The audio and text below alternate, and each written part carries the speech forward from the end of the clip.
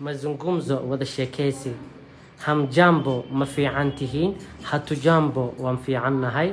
Natumaini hapa ni ofisi ya tikiti ya Dalo Airline. Ama nimekosea. Natumaini waxaan filayaa hapa halkan ni ofisi inay tahay xafiis ya tikitka Dalo Airline. Dalo Airline. Yani diyaaradda Dalo Airline. Ama nimekosea mise waan qaldanahay. Hujakosea ndugu yangu. Ma qaldanid walaalkeeyo.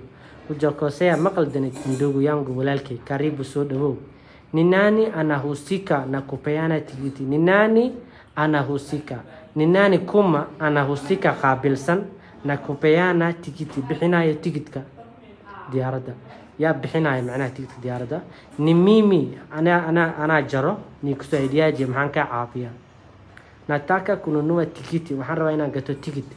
Safari yako ni hadi wapi? Safarkaaga waa ilaa xagee? Marekani. Waa ilaa iyo Mareykan. Hasa mji gani?